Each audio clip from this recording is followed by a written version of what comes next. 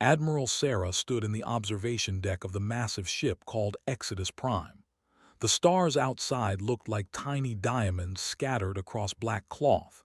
She had seen these same stars every day for the past 50 years, but today felt different. Today, everything would change. In her hand, she held a small device that looked like a metal coin. When she pressed it, holographic images filled the air around her. The images showed Earth as it once was: blue oceans, green lands, white clouds swirling around a beautiful world. Then the images changed, showing fire and death. The ships had come like angry wasps. They were huge, black things that blocked out the sun. Sarah had been just a child then, but she remembered the fear in her mother's eyes as they ran to the escape ships. They had powerful weapons that burned everything they touched. They turned Earth's cities into glass and ash. "We had to leave everything behind," Sarah whispered to herself, watching the old images play again. Her ancestors had built great cities, made beautiful art, and written thousands of books. All of it was gone in just 3 days of burning. The evacuation had been chaos. Millions of humans packed into whatever ships could fly. Some went to the outer planets of their solar system. Others traveled to distant stars, hopping to find new homes. The lucky ones made it to ships like Exodus Prime, massive vessels built to carry entire communities through space for hundreds of years. Sarah touched another button on her device. New images appeared, showing the human colonies that now existed across the galaxy. On cold worlds covered in ice, humans had built underground cities powered by heat from the planet's core. On desert planets with 3 suns, humans wore special suits and lived in dome cities. Some humans now lived their entire lives in space stations, never touching solid ground.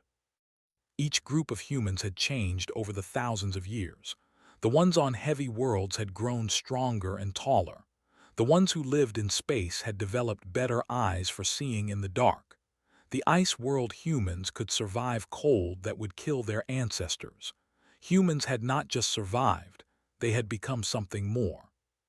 A soft beep came from Sarah's communication device. She pressed a button, and the face of Doctor appeared in the air.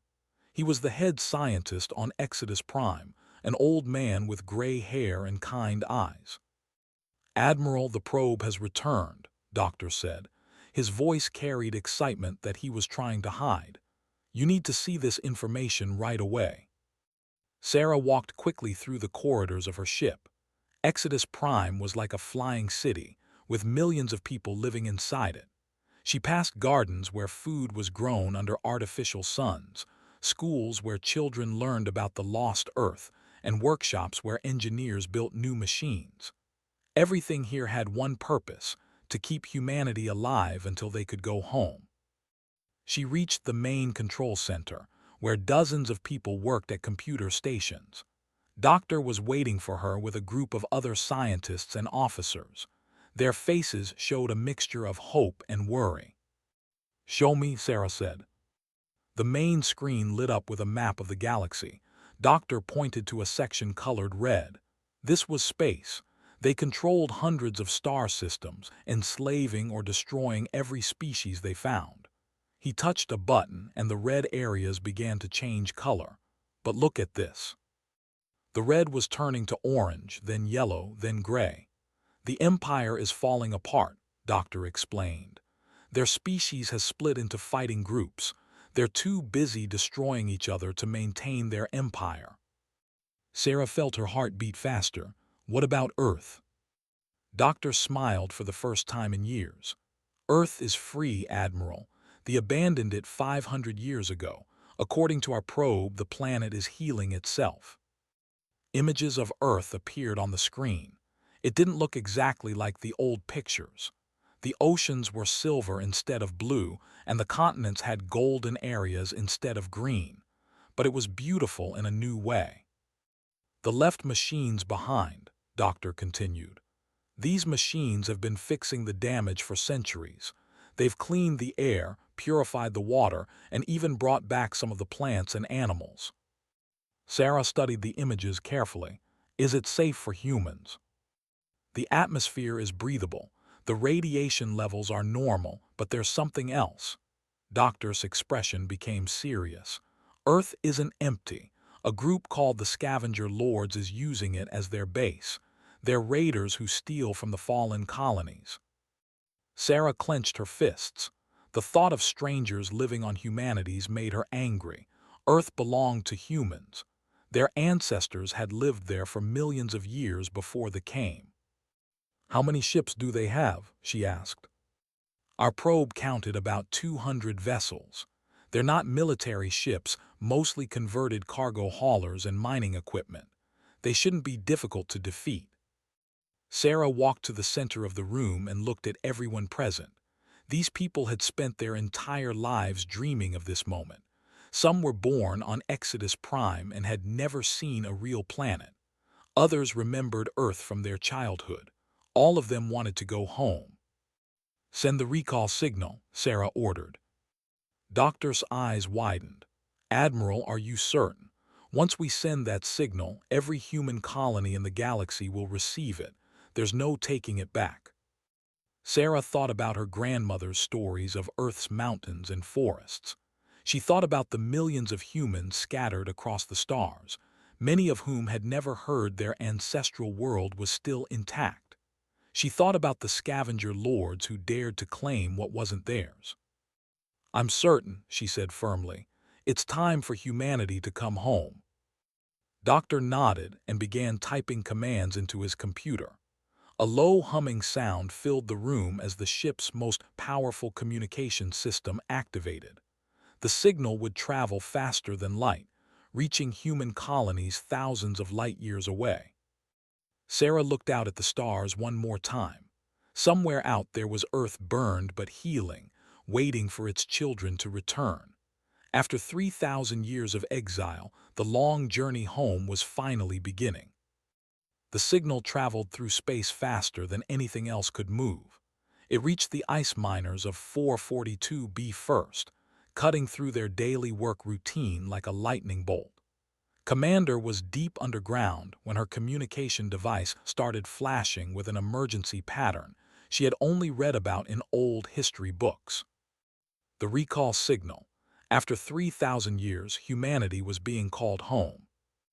Dropped her mining tools and ran to the surface elevator. Around her, other miners were doing the same thing. Nobody spoke during the long ride up, but she could see the same mixture of disbelief and excitement on every face. When the elevator doors opened, saw the silver light of 442b's 3 moons reflecting off the ice plains that stretched to the horizon. In the main colony building, hundreds of people crowded around communication screens.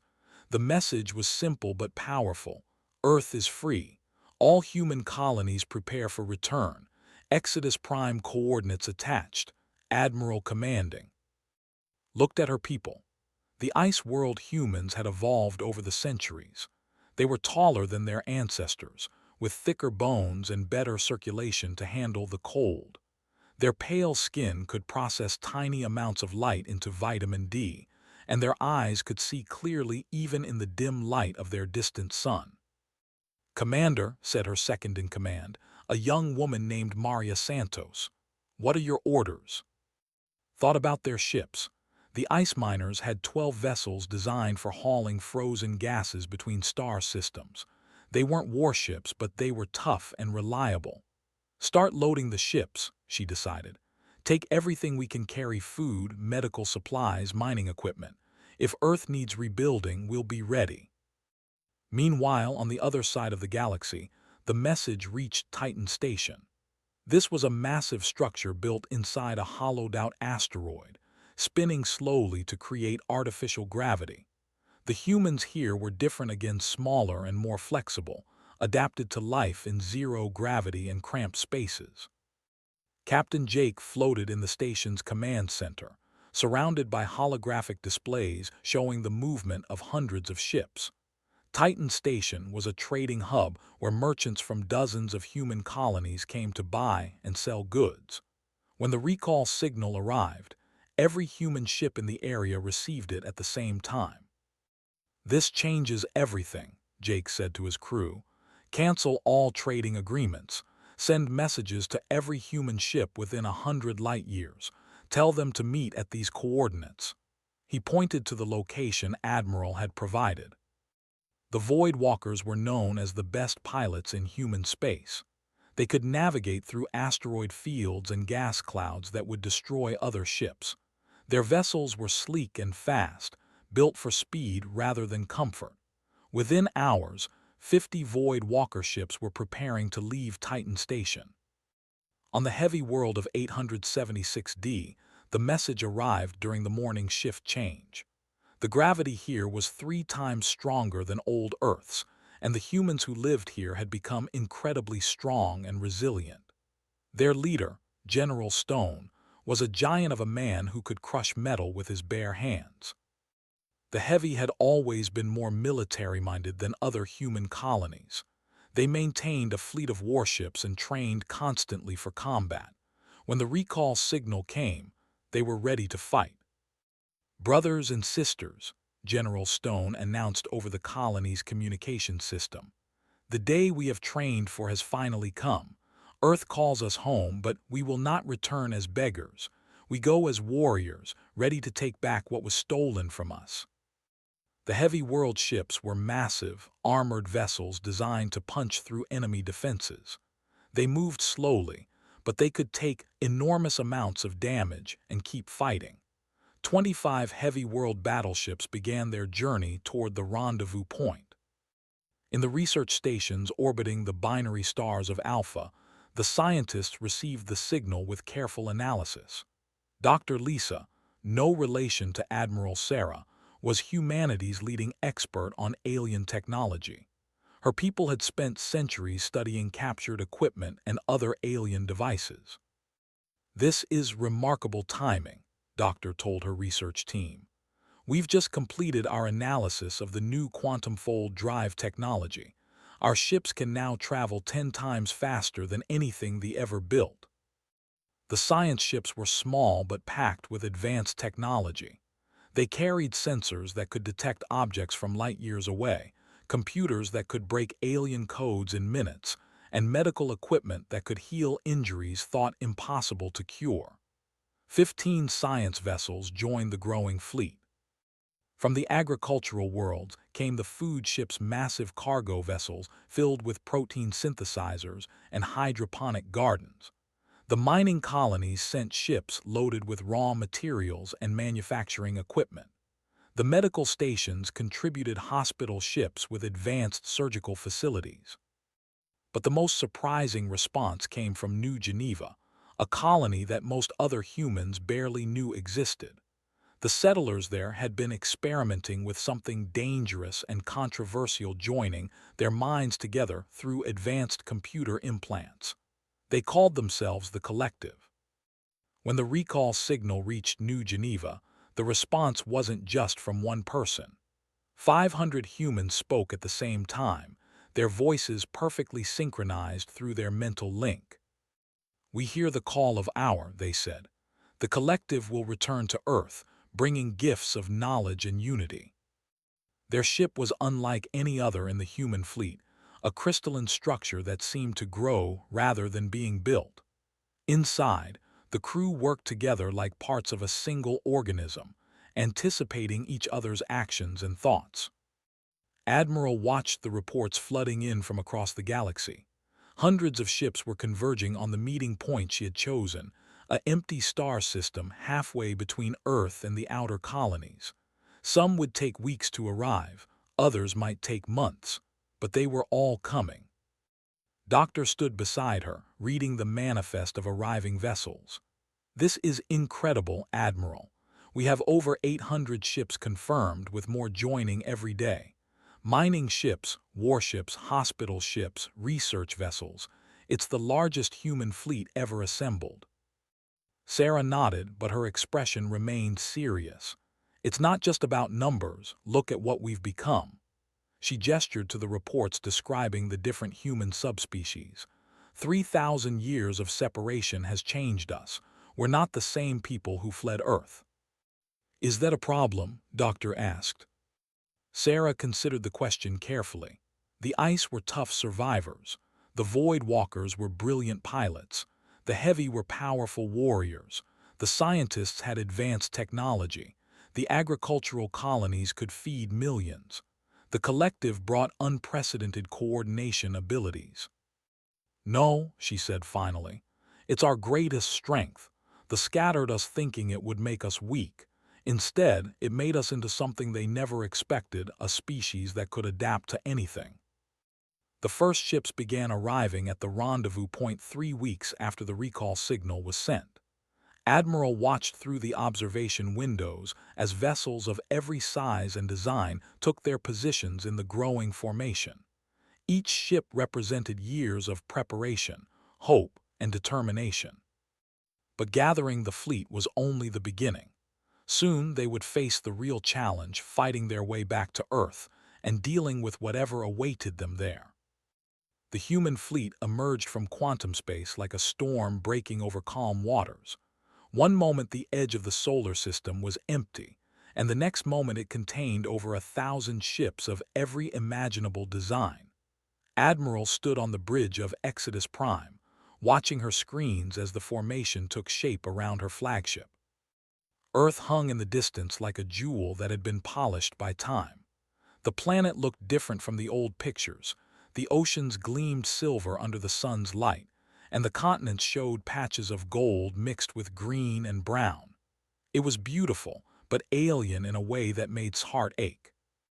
"Long-range sensors are detecting movement near Earth," reported Lieutenant, the young officer at the sensor station. "Approximately 200 vessels, various sizes. They're moving to intercept us." Nodded grimly. The scavenger lords had noticed their arrival. Through her communication system, she could hear chatter from the different human fleets. The heavy were eager for battle. The void walkers were analyzing enemy ship movements. The scientists were taking detailed scans of everything. "This is General Stone of the Heavy World Fleet," came a deep voice over the communication channel. "Admiral, my ships are ready to clear these scavengers from our home system." "Hold position, General," replied firmly. "Let them come to us first. I want to see what we're dealing with."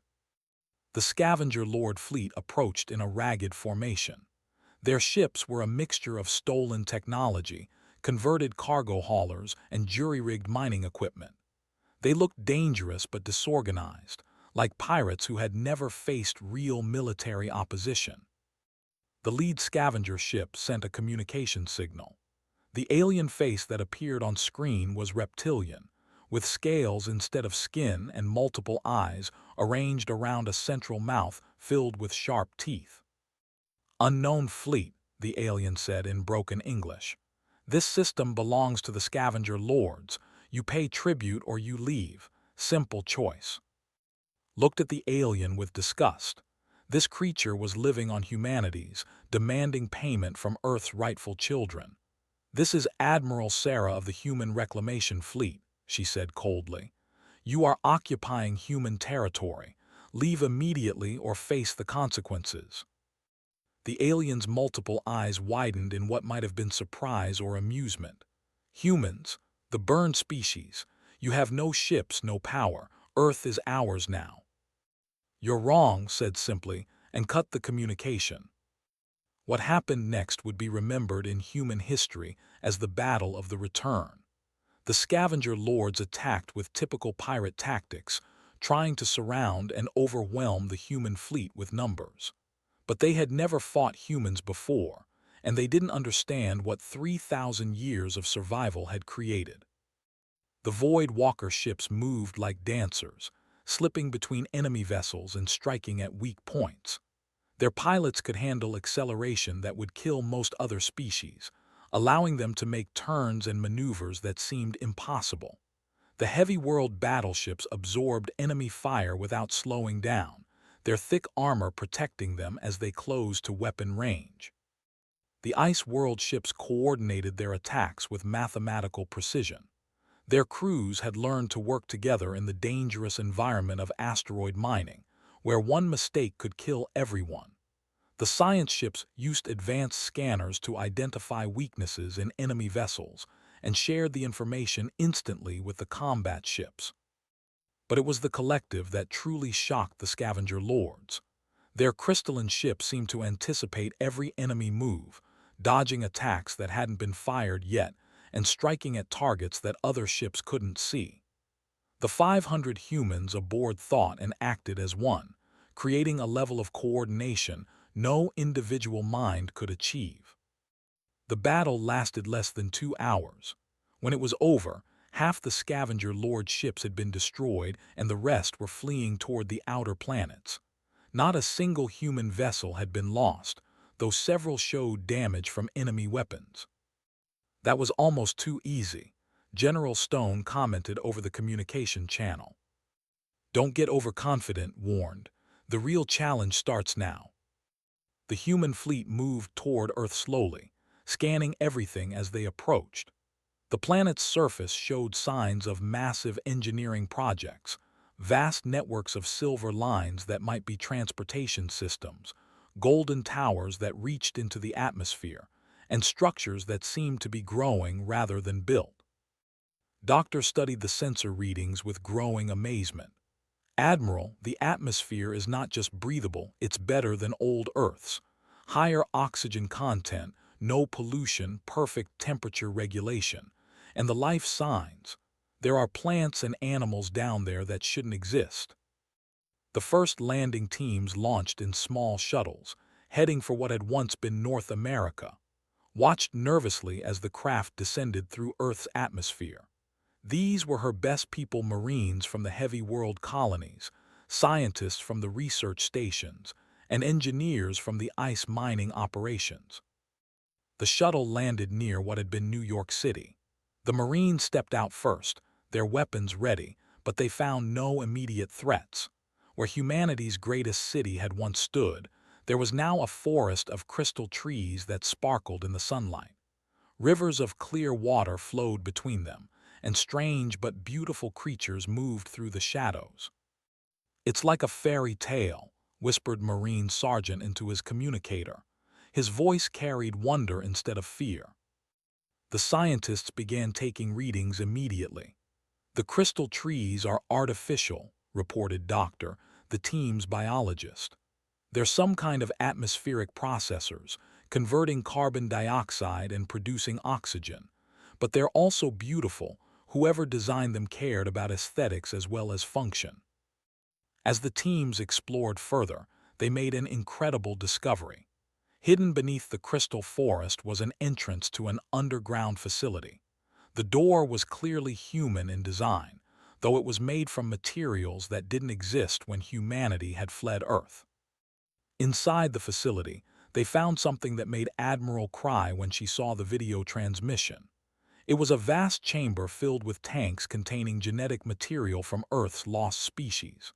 Tigers, elephants, whales, and thousands of other creatures that had been extinct were preserved here in perfect condition. A holographic message activated as the team entered the main chamber. It showed a human woman in a uniform that predated the invasion by centuries. "If you're seeing this message, it means humanity has finally returned to Earth," the woman said. "My name is Dr. Sarah, and I was part of the Deep Preservation Project. We knew they were coming, and we knew we wouldn't be able to save everything, but we could save the genetic patterns of our world's life." The hologram gestured to the tanks around her. "These facilities exist all over the planet. The terraforming machines have been programmed to maintain them. When you're ready, you can bring back every species that Earth has lost. This is our gift to the future, a chance to make our world whole again." Admiral watched the message from orbit, tears streaming down her face. Her ancestors hadn't just fled Earth, they had planned for this moment. They had known that someday their descendants would return. But as the landing teams explored more of the planet, they found signs that something else was stirring. Deep beneath the surface, in caverns that predated human civilization, ancient machines were beginning to activate. The return of humanity to Earth had awakened something that had been sleeping for millions of years. The celebration of coming home would have to wait. Earth held secrets that no one had expected, and humanity's greatest challenges still lay ahead. 3 weeks after the first landing, human settlements were spreading across Earth's surface. The Heavy had established a military base in what had once been Europe, while the scientists built research stations near the genetic preservation facilities. The ice miners were working to extract resources from the polar regions, and the agricultural specialists were learning how to work with the strange new ecosystems. But it was from the ice mining colonies, who made the discovery that changed everything. She had been exploring the ruins of an old installation in what had been the Sahara Desert when her scanners detected something unusual beneath the sand. "Admiral," she called over the communication system, her voice tight with excitement. "You need to see this immediately." Took a shuttle down to the surface, along with Doctor and a team of Marine guards. The desert had changed dramatically since the terraforming. Instead of endless sand, there were now crystalline formations that collected moisture from the air and strange plants that thrived in the intense heat. Doctor met them at the entrance to what looked like a natural cave. They built their installation directly on top of this, she explained as they descended into the depths. "I think they were trying to study what's down here, but they never figured it out." The cave led to a tunnel that had clearly been carved by intelligent hands. The walls were smooth and covered with patterns that seemed to shift when you looked at them directly. After walking for nearly a mile underground, they emerged into a vast chamber that took breath away. The space was enormous, easily the size of a city. The ceiling disappeared into darkness far above their heads, supported by pillars that looked like they were grown rather than built. But it was the technology that filled the chamber that made everyone stare in amazement. Massive machines lined the walls, their surfaces covered in panels and controls that glowed with soft blue light. The designs were alien but somehow familiar, as if they had been created by a species that thought in ways similar to humans. Strange symbols covered every surface, forming patterns that hurt to look at for too long. "How old is this?" asked. Doctor checked her instruments. "The rock around us is natural limestone, about 200 million years old, but these machines—" She shook her head in disbelief. "The metal contains isotopes that should have decayed millions of years ago. This technology is ancient beyond anything we've ever found." Doctor approached one of the control panels carefully. The symbols seemed to respond to his presence, glowing brighter as he got closer. "Admiral, these patterns. They look almost like neural networks, like brain scans of some kind." As if responding to his words, the machines began to hum with power. Lights started activating throughout the chamber, and the symbols on the walls began moving, rearranging themselves into new patterns. The team backed away nervously, but the machines didn't seem threatening, just awakening after a long sleep. A holographic display suddenly appeared in the center of the chamber. It showed a map of the galaxy, but not as it looked now. This was the galaxy as it had been millions of years ago, with different star positions and solar systems that no longer existed. "This is incredible," Doctor whispered. "This technology is older than our solar system, but why is it activating now?" Had a terrible suspicion. "It's responding to human presence. These machines have been waiting for us." Over the following days, exploration teams found similar chambers all over Earth. They were always deep underground, always hidden beneath natural formations or later construction. They had built installations near many of them, but the aliens had never managed to activate the ancient technology. Doctor led the research effort, working with scientists from across the human fleet. What they discovered was both amazing and terrifying. The ancient machines were clearly the work of a species that had existed long before humans evolved, but the technology was designed specifically for human minds. "Look at these control interfaces," Doctor explained to Admiral during a briefing.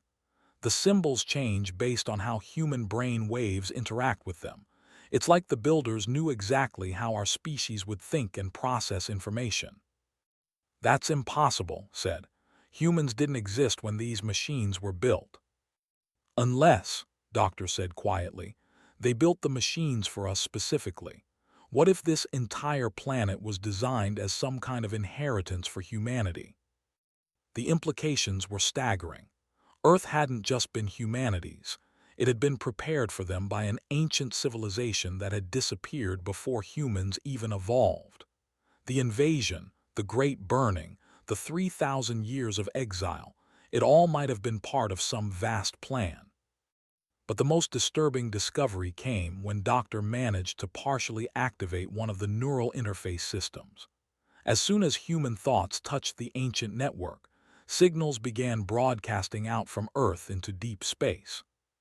"We're sending a message," she reported urgently. "The machines are transmitting something toward the galactic core. I can't stop it. The system is running automatically."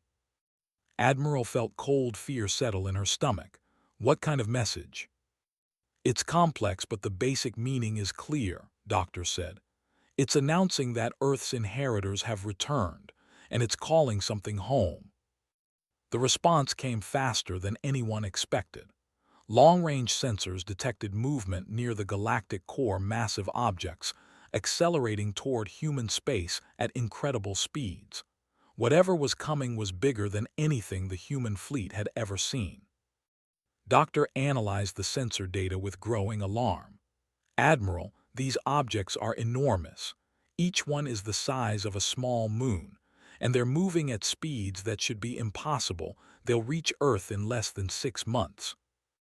Gathered her top officers and scientists for an emergency meeting. The conference room aboard Exodus Prime was filled with representatives from every human colony: ice miners, void walkers, heavy scientists, and even a spokesperson for the collective. "We have a choice to make," told them. "We can run again, scatter across the galaxy like we did 3,000 years ago, or we can stay and fight for our world." General Stone slammed his fist on the table. "We didn't come this far just to run away again. Whatever's coming, we'll face it here." The representative from the collective spoke in the synchronized voice of 500 minds. "The ancient machines are still activating.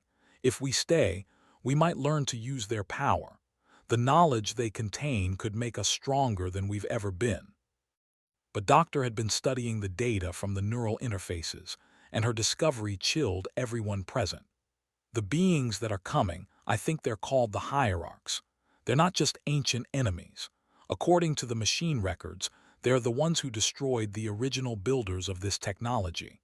They've been waiting in the galactic core for millions of years, and our return to Earth is what they've been watching for." Looked around the table at the faces of humanity's leaders. They had come so far, survived so much, only to discover that their homecoming might have doomed them all. "Then we prepare," she said firmly. "If Earth was meant to be our inheritance, we'll claim it. And if the hierarchs want to take it from us, they'll learn what 3,000 years of survival has taught humanity about fighting for what's ours." The ancient machines continued their awakening, and in the depths of space, something vast and terrible began its journey toward Earth. 6 months later, the hierarchs arrived at Earth like a plague of metal locusts. Their ships were vast geometric structures that twisted space around them, each one the size of a small moon and covered in weapons that could destroy entire fleets. They emerged from quantum space in perfect formation, blocking out the stars with their dark hulls. Admiral stood in the command center deep beneath Earth's surface, connected to the ancient machine network through a neural interface that Doctor had helped her learn to use. The sensation was overwhelming. She could feel the thoughts of every human on the planet, sense the movement of every ship in orbit, and touch the vast electronic mind that Earth itself had become. The planet was no longer just a world, it was a weapon. The precursor machines had spent 6 months integrating with human consciousness, learning how their inheritors thought and felt. Crystalline formations across Earth's surface pulsed with energy that could reshape matter at the atomic level. The silver oceans had become vast computational networks that could process information faster than any computer.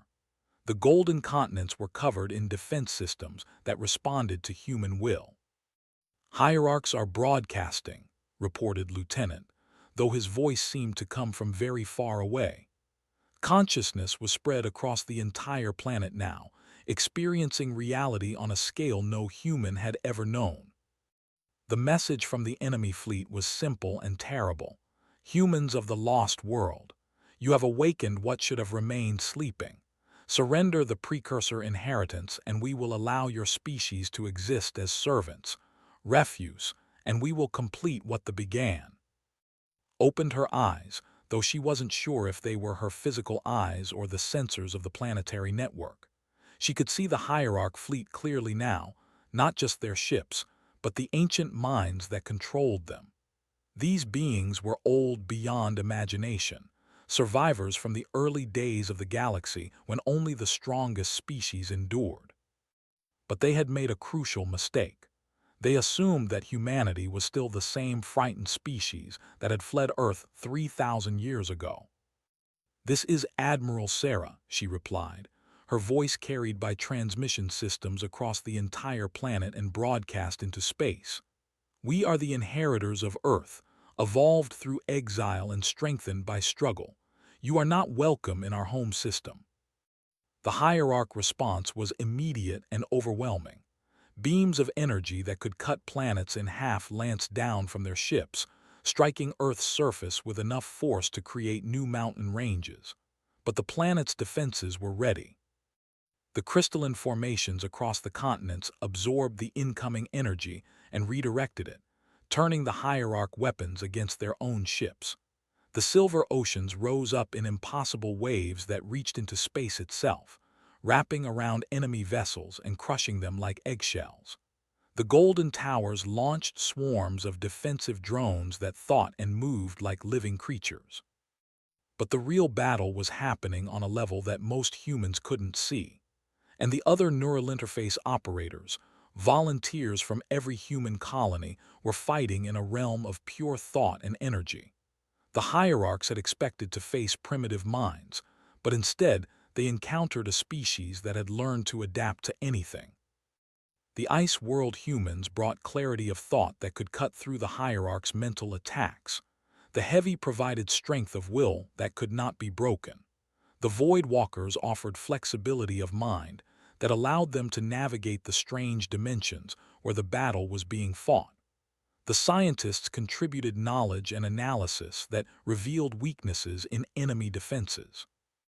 And the collective brought something the Hierarchs had never faced: perfect unity combined with individual creativity. 500 minds thinking as one, but each contributing unique perspectives and abilities. General Stone had volunteered to link his consciousness to one of Earth's largest weapon systems. His voice echoed across the planet as he directed devastating attacks against the enemy fleet. "This is for every human who died in the burning," he roared, and a beam of coherent matter struck a Hierarch ship so hard that it simply ceased to exist. The Hierarchs fought back with weapons that attacked the mind directly, trying to drive the human operators insane with visions of horror and despair. But humanity had lived with horror for 3,000 years. They had seen their world burn, watched loved ones die in space, struggled to survive on alien worlds that tried to kill them every day. Doctor, connected to the archaeological networks, discovered the truth about the ancient war. "The precursors didn't just build this technology for us," she reported through the neural link. "They were like us, a species that refused to surrender when the Hierarchs tried to conquer them. They hid their legacy here, waiting for another species that could carry on their fight." The battle raged across multiple dimensions. In normal space, the human fleet engaged Hierarch ships with weapons powered by Earth's crystalline formations.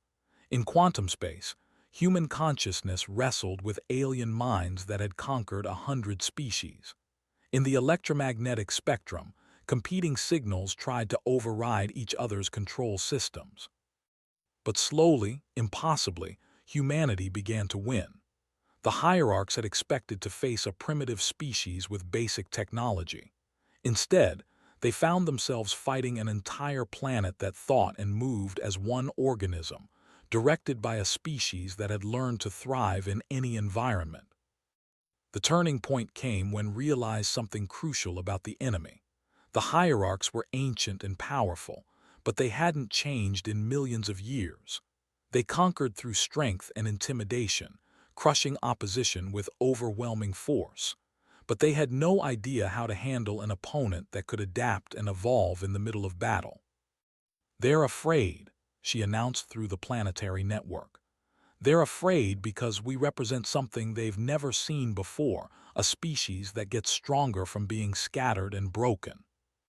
Working together, the human consciousness began to do something that the hierarchs considered impossible. Instead of just fighting their enemies, they began to change them.